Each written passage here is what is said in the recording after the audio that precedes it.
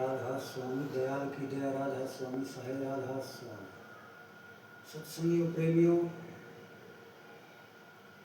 सभी का हाथ जोड़ के विनती है कि जो सतगुरु ने फरमाया है हमारा असली महत्व तो अपने सतगुरु की रहन सहन में रहना ही एक उत्तम बात है। फिर बार बार जो ये मन है ये मन परेशान करा है, ये मन जन्म जन्मों से इसकी आदत बिगड़ी है। इसको सतगुरु ने जो रास्ता बताया है उस तरीके से हमने चलना है तो हम काबिल हैं।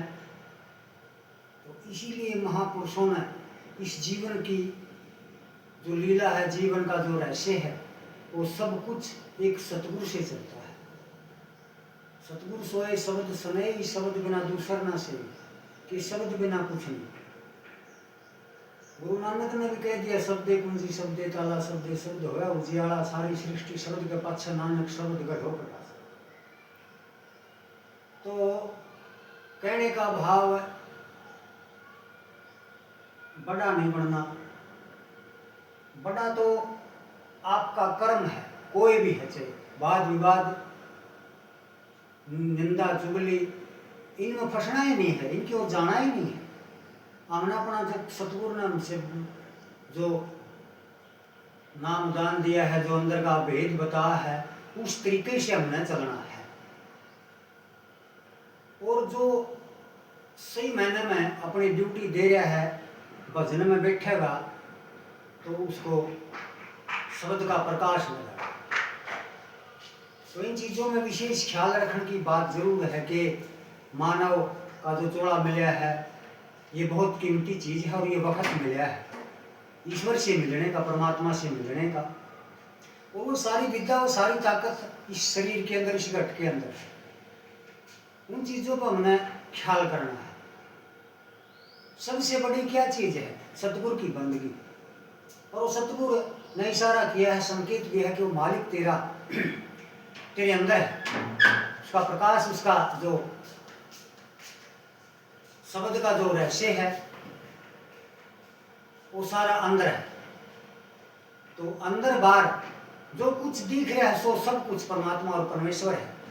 प्रकृति का जो खेल है, पांच तत्वों का और आत्मा का जो संयोग है, जड़ और चेतन का जो मेल है, संतों ने इसका जिक्र किया है और वो समझाया है। किसी ने उपदेश किसी जरिए से किया है, किसी ने आत्म ज्ञान कह दिया, किसी ने अनुभव ज्ञान कह दिया, किसी ने तत्व ज्ञान कह दिया। वो बात सबके इशारे ठीक है। कबीर साहब ने, गुरु नानक देव ने, गोरखनाथ जती ने, या सतगुरु श्री रविदास महाराज ने और स्वामी जी महाराज ने, राय शालग्राम महाराज जैसे सतगुरु संत ताराचंद महाराज और जितने मौजूद संत बैठे हैं जो उस परमात्मा में लोलीन है, जिन्हें उस असली तत्व का भेद है, जिक्र उसे का है।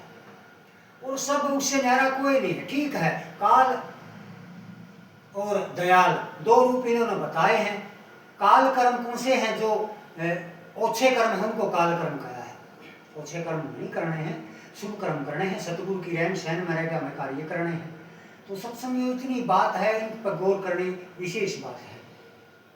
भजन में बैठना जरूरी है, भजन में नहीं बैठांगे कर्म है हमारा। सतगुरु ने कहा है कि भाई भजन में बैठ। और काम जिस क्रिया जो समय के अनुसार हम करते हैं वो अलग चीज है, लेकिन विशेष काम आने वाली चीज हमारी भजन है। वो भजन सतगुरु से हमें पाया है, सतगुरु ने हमें बताया है, उस रास्ते पर हम चलना है। और सदाचारी रह करके हम जो कार्य करेंगे तो बस फलीभूत है। इसीलिए सभी से बंदगी है कि पांच तत्व का जो पुतला हो रही है, आत्मा और परमात्मा, सब कुछ सारा भंडार इस शरीर में है।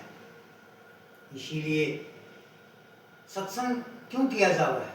सत्संग का मायना क्या है? सत्संग जो है वो एक सत संदेश है, सत उपदेश है। वो इस आत्मा और परमात्मा को जानने का रहस्य है सत्संग। ये चीज है। इसीलिए जो ड्यूटी उस सतगुरु की देनी है और सही निश्चय करके हमने कार्य करना है, तो हम उस मार्ग पर चलेंगे तो हम उस ईश्वर को पाएंगे। विशेष परमात्मा सभी जगह सभी ठोड़ है, नजर आता नहीं, और योग साधन के बगैर किसी को पाता नहीं। वो सतगुरु हमें वो योग साधन बतावे है और उस पर हमने चलना है। इसीलिए सबको राधा स्वामी सतगुरु से मेरी विनती है, दाता ही मालिक, ये सतगुरु शहंशाह, सतगुरु परम संत ताराचंद जी महाराज और सतगुरु कंवर शायर जी महाराज, महान विभूति, ऐसे परम संत हैं, ऐसे दयालु हैं, वे सभी पर कृपा करते हैं। राधा स्वामी।